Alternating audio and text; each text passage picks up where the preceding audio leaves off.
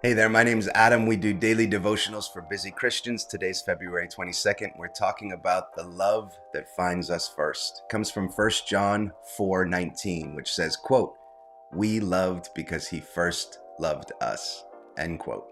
Love that finds us in the mess. I remember a time when I felt utterly broken and unlovable. Maybe you've been there too. Those moments when you're painfully aware of your flaws and your failures, the ways that you don't measure up. We tend to think that love is something we earn, something that we prove ourselves worthy of.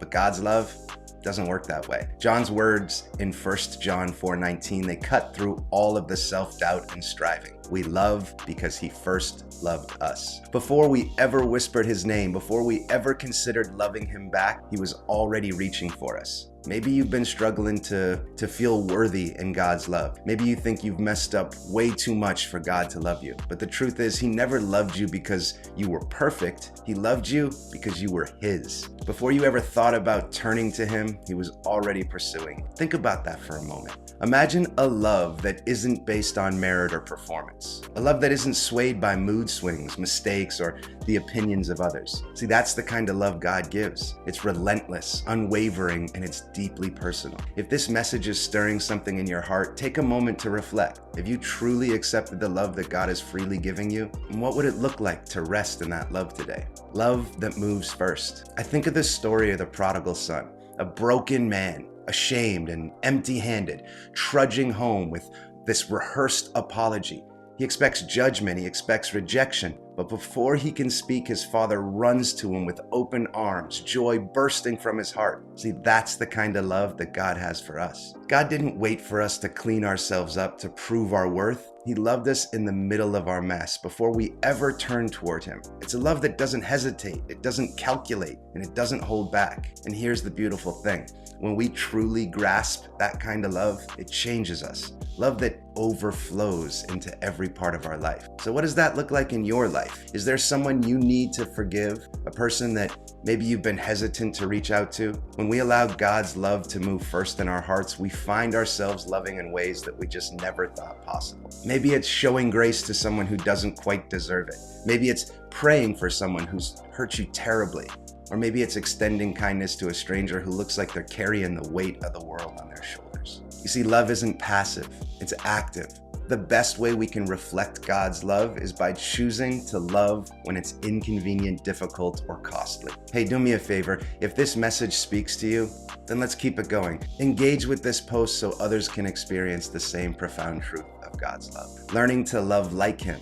So what does it look like to respond to God's love? It looks like loving God honestly. Real love isn't about performance. God isn't interested in scripted prayers or forced devotions. He wants us, the real us, the struggling, questioning, imperfect us. Loving God means showing up just as we are and letting him love us right there. It also means loving others bravely. The way God loves us teaches us how to love others. Not just when it's easy, but when it's hard. Loving the people who test our patience, loving the ones who hurt us, loving without expectation, because that's how he loves us. It also means loving through action. See, love isn't just words, it's movement. Jesus didn't just say, "I love you," he proved it with his hands, his feet, his sacrifice.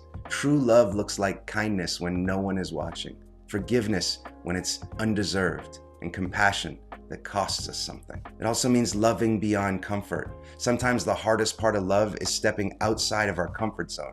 It's reaching out when we'd rather pull away. It's serving when we'd rather sit still. It's being present when it would be easier to ignore. Love is costly, but it is always worth it. The love that keeps pouring out. Maybe you're feeling empty today. Maybe loving others feels impossible, and that's okay. Love doesn't start with us, it starts with him.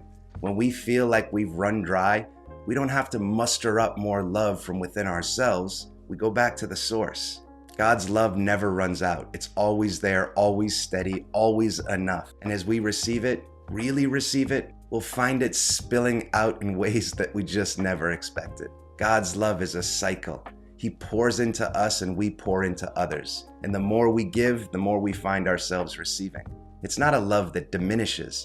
it multiplies. We love because he first loved us. And that love truly changes everything. Hey, if this message has touched your heart, consider sharing it. You never know who else might need this encouragement today. Let's spread the love of God together. I'm Adam.